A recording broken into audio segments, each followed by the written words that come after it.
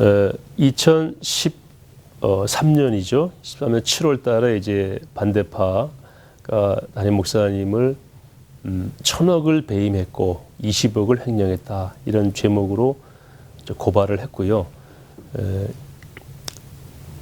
17개월여의 아주 치밀한 수사 끝에 저희가 제출한 자료만도 한 8,000여 쪽이 넘습니다. 그 자료를 다 검증하고 또 고소인 진술, 또 피고인 진술, 직원들, 또 저도 가서 이제 검찰의 참고인 조사를 받았는데요.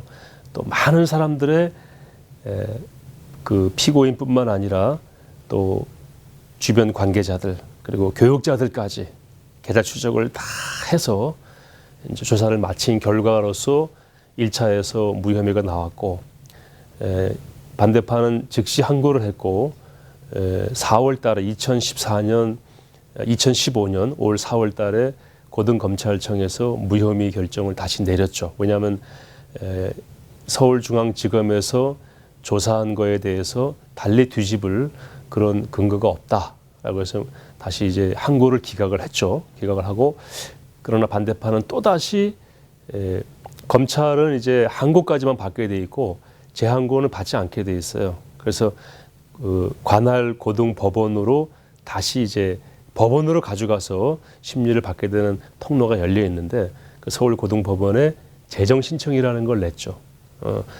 사전적 의미로는 뭐 준기소 절차라고도 하죠. 그러니까 기소에 그걸 받아들여서 이제 문제가 있으면 즉시 기소할 수 있는 그런 단계까지 갔는데 서울 고등법원에서도 이거는 검찰의 조사를 뒤집을 만한 그런 내용이 없다. 그렇게 결정을 내려서 종결된 사안입니다. 여기에 대해서 다시 반대파가 대법원에 뭐 재항고를 했다 뭐 이런 얘기도 있습니다만은 그거는 실체적 조사를 마친 거에 대해서는 해당 사항이 없는 걸로 법률가들은 판단하고 있고 다만 행정 행위일 뿐이지 실효적으로는 이제 종결된 사안이다. 그렇게 전문가들은 정리하고 있고요. 교회는 거기에 대해서 신경을 쓰거나 할 필요도 없고 이유도 없이 사랑의 교회는 이제 하나님께서 주신 사역을 향해서 나가고 있습니다. 온 교인들은 또 온 교역자는 담임 목사님 중심으로 우리가 해야 될 사역이 무엇인가? 해야 될 일이 무엇인가? 사랑의 교회가 이 시대 여기 존재하는 이유가 무엇인가? 하는 거에 대해서 주님이 주시는 음성을 듣고 그 답을 따라서 매진하고 있지 법률 프로세스에 대해서 관심 가질 여유가 지금 없습니다. 그래서 그건 그렇게 접어두고요. 반대파가 고소한 또 고발한 내용 가운데에는 아까 뭐 1,000억 배임 이 사랑의 교회 부지를 살 때에 그 실제 이 가격보다 비싸게 주고 샀다. 그러니까 500억을 비싸게 주고 샀다고 그렇게 얘기를 했는데 그거는 전혀 사실이 아닙니다. 대림산업이 이 땅을 그 토지공사에 맡기면서 빌린 돈의 액수를 600억이었는데 그 돈 액수를 시가로 기준을 잡은 건데 그거는 시장에서는 전혀 통할 수 없는 이야기죠. 우리 은행에서 우리 교회에 대출을 해줄 때에 이 부지의 감정가를 시세가와 거의 동일하게 매겼습니다.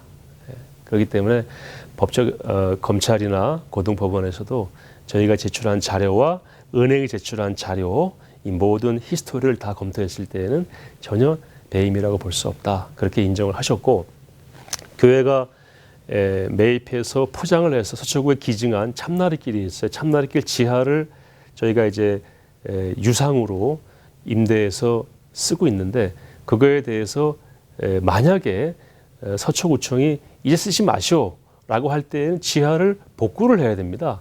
그 복구하는 비용이 그들이 산정한 비용이 한 400억 가까이 돼요. 그 400억도 배임이다라고 산정을 한 거죠. 그런데 복구를 서초구청이 하라고 명령한 적도 없고 또 그런 복구를 명령하는 것은 거의 있을 수가 없는 일입니다. 왜냐하면 이 지역에 다른 사용 용도가 없습니다. 영구 사용입니다. 사실 말하자면은. 그런데 그 계약서 상에는 그 계약서 상에 정한 기준 연도가 있긴 하지만 그거는 특별한 일이 없으면은 계속 연장되도록 돼 있기 때문에 거의 영구 사용이나 마찬가지예요. 그런데 이걸 사용하지 못할 경우에라고 하는 가정법을 써서 그 가정법이 또 실제로 일어났을 때의 복구 비용을 그들이 임의로 산정한 가격으로 배임액을 잡은 거죠.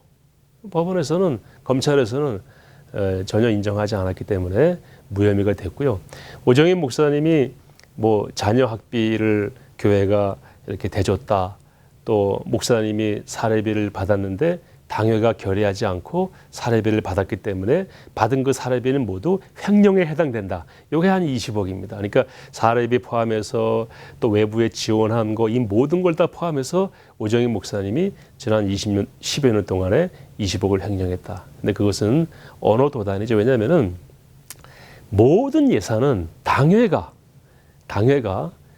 운영장로회와 운영장로, 사역장로가 모인 당회에서 2번에 걸쳐서 심의하고 의결하게 되어 있고요. 재직회와 공동회에서 심의하고 의결하게 되어 있습니다. 그 이전에 예산위원회에서 또 심의하게 되어 있고요. 각 부서에서 심의해서 올리게 되어 있습니다. 그래서 예산의 수립과 예산의 수집과 예산의 집행과 예산의 감사, 이 4단계가 너무너무 투명한 것이 사랑의 교회입니다. 이거를 하나도 거치지 않았다라는 전제 속에 잘못된 가정이죠. 오정인 목사님 뭐 20억을 횡령했다. 전혀 사실이 아닐 뿐만 아니라 검찰과 법원에서는 이것을 하나도 받아들이지 않았습니다. 그 외에도 뭐 사랑 플러스라든지 CD 자금, 이건 다 소명을 했어요. 이거는 이웃 후원이나 선교사들 지원하는 문제나 또는 목회 활동에 필요한 적절한 요소에 쓰였음을 증빙을 다 했기 때문에 검찰이 그것을 무혐의로 받아준 것이다. 우리는 이렇게 생각을 하고요. 더 이상 이것을 재론하는 것은 좀 본질을 벗어난 교회를 좀 깨끗하게 해보겠다 이런 생각이 아니고 좀 다른 의도를 가지고 억지 주장을 펴려고 하는 것이 아닌가 그런 생각이 드는 것입니다. 예, 그 알고 계시는 대로 이제 반대파는 서울중앙지검에서 1차로 무혐의가 나와도 받아들이지 않고 서울고검에 항고를 했고 항고에서도 3개월 내에 철저한 수사 끝에 문제가 없다라고 결정이 나도 다시 서울고등법원에 재정신청이라는 것을 하는 걸로 보아서 이분들에게는 사실 입증이 그렇게 중요하지 않다. 이걸 이슈화해서 다른 것을 얻으려고 하는 의도가 명백하다. 이런 생각이 들고요. 교회는 그러나 이러한 그 사실과 달리 다른 악의적인 의도로 공격을 해올지라도 방어할 수 있는 그런 회계 시스템을 이전부터 갖춰왔습니다. 우리 사랑의 교회는 미국의 복음주의 재정투명성협회 ECFA라고 하는 곳에서 기준으로 삼고 있는 그 기준에 부합한 회계 시스템과 또 그와 관련한 결제 시스템, 온라인 결제 시스템 이런 것들을 갖춰가고 있었고 복식부기도 2012년부터 시행하고 있었기 때문에 사실 그렇게 했기 때문에 이런 공격에도 사랑의 교회가 이런 결과를 도출할 수 있었다 이렇게 보고요. 사랑의 교회는 재정 투명성을 높이기 위해서 지금도 한국기독교 재정투명성협회와 함께 교회가 채택할 수 있는 재정 운영 규정 같은 것을 이제 지도를 받고 또 권유를 받아서 그 가이드라인에 따라서 좀 더 투명하게 그렇게 해나가려고 노력을 하고 있고 이미 사랑의 교회는 재정 운영의 모든 과정에 평신도와 직원과 교역자와 당회원이 같이 서명을 하고 검토를 하고 결정을 하게 되어 있습니다. 어느 한 사람이 재정을 좌우할 수가 없는 시스템이 전산상에 확보가 되어 있기 때문에 그런 것들을 보다 더 온전하게 갖춰 나가서 다른 교회들도 다 재정 투명성을 확보하고 있겠지만은 또 사랑의 교회가 더 온전한 그런 시스템으로 나가면서 한국 교회를 섬기는 일에 그렇게 기여하려고 지금 노력하고 있습니다. 그 미국의 그 복음주의 재정투명성협회 거기에서 이제 지도하는 것은 재정의 우선 그 투명성, 그러니까 수집과 그 다음에 집행과 그 다음에 감사 이런 것들의 투명성을 가장 많이 요구하고 있고요. 그래서 사랑의 교회는 간이 영수증 같은 거는 정식으로 수용하지 않습니다.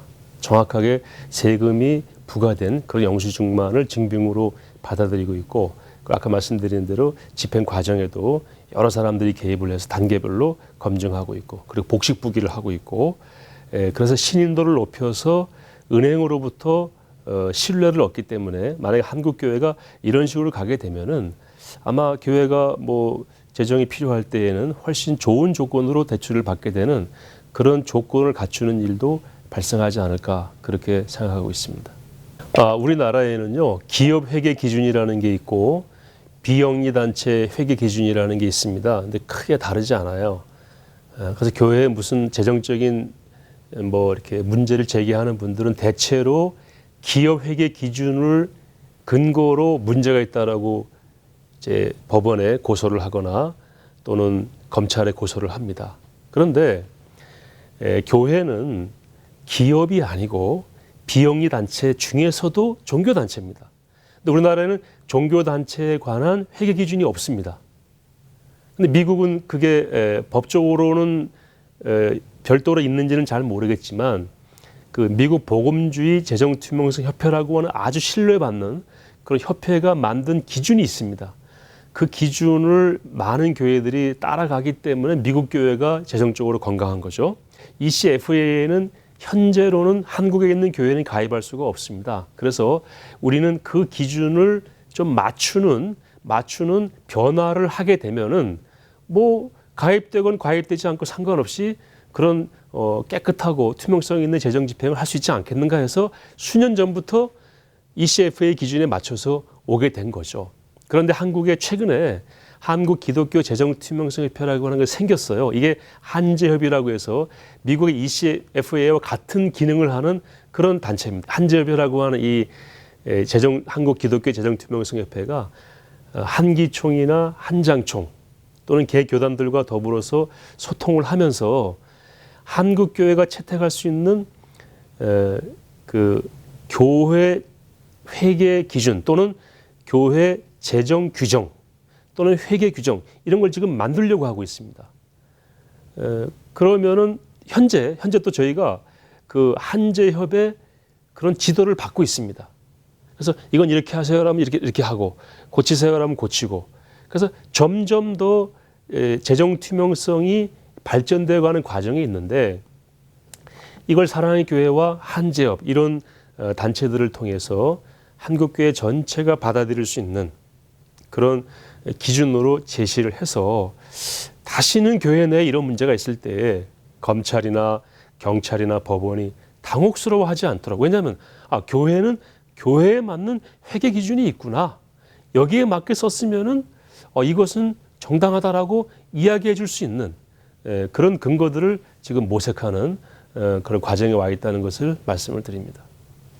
저희가 이제 5월 17일 당회를 통해서 이제 소위 그 반대파 장로님들하고 저희 교회를 이제 섬기는 장로님들하고 이제 화해위원회 같은 걸 만들어서 대화를 하기로 했는데요. 대화하는 도중에 이분들이 오정현 담임 목사님의 위임 목사 청빙은 부당하다라고 해서 위임 목사 지위 무효를 주장하는 소송을 제기했습니다. 대화하는 중에. 화해를 위한 대화하는 중에 대화의 테이블에 나왔던 분들이 위임 무효 소송을 제기했어요. 그리고 궁극적으로는 담임 목사 직무 정지를 해달라고 하는 그런 청구를 할 목적으로 그런 소송을 제기했는데 피고가 동서울 노회와 사랑의 교회 오정현 담임 목사입니다. 그 내용을 보게 되면은 정말 상식적으로 이해가 안 되는 그런 내용이죠. 뭐 강조사고 씨가 허위다, 목사 안수가 허위다, 목사 안수증이 위조됐다, 서명한 사람이 위조한 것이다, 가짜다. 미국의 PCA 교단하고 CRC 교단 그리고 모든 관계자가 살아있는 분도 있고 심지어는 같이 안수받은 분도 있고요. 모든 증명서가 다 있습니다. 그런데 그런 주장을 하고 있고 하나만 예를 들면은 오정현 목사는 장로교 목사가 아니다. 왜냐? 안수받은 곳이 휴스턴 한인 침례 교회이기 때문에 장로교 목사가 아니다. 이런 주장을 소장에 쓰고 있습니다. 그냥 말로 하는 게 아니라 위임 무효 소송의 소장에 적시된 내용입니다. 오정현 목사님이 안수받은 곳은 1986년 10월 14일 휴스턴 한인 교회입니다. 한인 침례교회가 아닙니다. 한인 침례교회도 있죠. 그러나 오정현 목사님이 안수받은 교회는 휴스턴 한인교회입니다. 휴스턴 한인교회와 한인 침례교회 가운데 한인 침례교회는 굉장히 유명한 교회입니다. 이분들이 그런 혼란한 그 이름의 차이를 틈타서 어떻게 안수받지도 않은 교회에서 안수받은 걸로 적시해서 그러므로 침례교회에서 안수받았으니까 장로교 목사가 아니다. 그러므로 위임 목사가 될 수 없다. 이런 주장을 펼 수 있는지 저는 참 납득이 되지는 않습니다. 그런데 보십시오. 침례교회에서 안수를 받았다 할지라도 안수의 주체가 PCA입니다. 프레스버티런 처치 인 아메리카, 미국 장로교회에서 안수를 했으면은 그 안수받은 목사가 침례교회 목사입니까? 장로교 목사입니까? 이런 상식을 왜곡해서 누구를 속이려고 하는지 참 이해가 되질 않습니다. 거기에 속아 넘어갈 사람은 아무도 없습니다. 현재 담임 목사님의 지위를 다시 끌어내리려고 하는 소송이 현재 진행 중이다라고 하는 것에 대해서 말씀을 드리고, 노회는 이에 대해서 엄중하게 책임을 물을 것을 지금 결의했고 그 내용이 진행 중에 있다는 사실도 보고를 드리면서 말씀을 드립니다. 지난 한 2년여 동안 사랑의 교회와 또 한국교회가 마찬가지겠죠. 많은 성도님들이 마음의 상처를 입은 것에 대해서는 우리 모두가 다 정말 죄송하게 생각하고, 앞으로 사랑의 교회가 한국교회를 머슴처럼 섬기는 사역을 통해서 조금이라도 이 부분에 위로가 있었으면 하는 생각을 가지고 있고요. 사랑의 교회 전 교회는 이런 고난의 터널을 지나오면서 많이 성숙해졌습니다. 그리고 많이 낮아졌고, 그리고 사랑의 교회만 제자 훈련을 통해서 앞으로 쭉 달려왔지만 다른 교회가 아플 때에 무관심했던 부분도 회개하고 우리 교회도 아플 수 있구나 하는 마음을 가지고 더 겸손히 섬기려고 하고요. 이제 도약을 향해서 힘차게 나아가고 있는 단계이고, 성도들은 더 건강해졌고 더 강해졌다, 더 겸손해졌다, 그리고 사역 지향적으로 힘을 모으고 있다. 이 어려운 시기를 우리가 다 이제 지나고 도약을 향해 나가고 있는데, 지난 어려운 시기 동안에 교회 내에서 숨어있던 그 불평, 불만을 일삼던 분들이 다 빠져나갔습니다. 그래서 굉장히 공동체마다 건강해지고 있습니다. 그런 그 일들로 보았을 때 앞으로 사랑의 교회가 어려움이 있었지만은 더 귀하게 섬길 수 있을 것이라고 저는 확신합니다. 우선 우리 교회가 어려움을 겪다 보니까 아무리 작은 교회도 교회가 아프면은 이건 참 정말 아픈 것이구나 하는 걸 깨닫게 됐고요. 그야말로 이제 머슴 같은 심정으로 한국교회의 작은 신음소리에도 공감하는 그런 교회가 될 때의 공교회성이 이런 아픔을 통해서 회복될 것이다.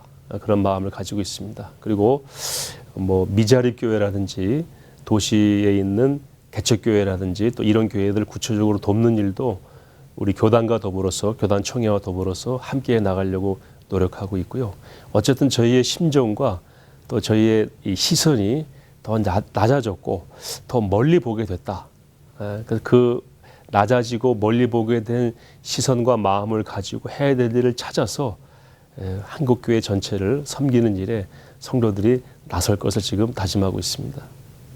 사랑의 교회를 공격하는 사람들이 교회 내외에 뭐 있습니다. 그런데 저희가 잘 생각해 보니까 그 앞에 나선 지도자들, 그분들은 악의적으로 공격하고 거짓말을 퍼뜨려서 입에 넣어주고 선동을 하고 있지만, 대부분의 성도들은, 반대파에 있는 대부분의 성도들은 사실 정말 교회의 건강을 위하고 또 지도자가 더 건강하게 사역하기를 원하고 또 어떻게 보면은 교회가 개혁되기를 원해서 그렇게 하시는 걸로 저는 생각이 됩니다. 그래서 저는 사랑의 교회나 어떤 교회를 공격하는 세력이 있을 때에는 좀 분리해 볼 필요가 있다. 악의적으로 리드하며 거짓으로 왜곡으로 선동하는 지도자 그룹과 잘 모르고 순수하게 그들을 따라가고 있는 평신도 그룹을 좀 구분할 필요가 있다. 그리고 우리 사랑의 교회도 지금 반대파에 속한 성도들 가운데 대부분은 아주 선량한 분들이라고 저는 믿고 있습니다. 그분들은 교회가 건강해지기를 바라고 이게 사실이라면 고쳐야 되지 않겠는가라고 거기까지 간 거죠. 그런데 알고 보니까 사실이 아닌 거였어요. 거짓 주장에 그 매몰되어 가지고 그들이 올린 깃발 앞에 모이게 된 겁니다. 그런 분들은 지금 떠나고 있어요. 반대파에서. 그리고 반대파 내부에서도 너무 재정 비리가 많고 또 지도부가 독재적으로 이제 리드하려고 그러니까 반발이 심해가지고 지금 세파 네파로 갈라지고 있습니다. 갈라진 그분들 가운데는 교회로 돌아오는 분도 있고 다른 지역 교회로 가는 분도 있습니다. 그분들은 다 선량한 분들이라고 저는 믿고 싶습니다. 그래서 마지막으로 부탁을 드리고 싶은 것은 거짓 선동을 리드했던 지도부는 빨리 회개하고 돌아오시고 또 그들을 믿고 따라갔던 아주 그 정말 순수한 개혁을 외쳤던 분들은 많이 돌아오고 계시는데 그분들은 빨리 사랑의 교회 합류하셔가지고 이 교회를 교회 밖에서는 건강하게 할 수가 없습니다. 교회 안으로 들어오셔서 건강하게 하고 또 개혁하고 그리고 실제로 사역에 참여하시면서 이 시대에 하나님께서 사랑의 교회와 한국 교회들에게 원하시는 그 사역을 통해서 민족을 복음화하고 세계를 복음화하는 일에 우리가 이 짧은 생애를 드려야 되지 않겠는가 그런 호소를 하고 싶습니다.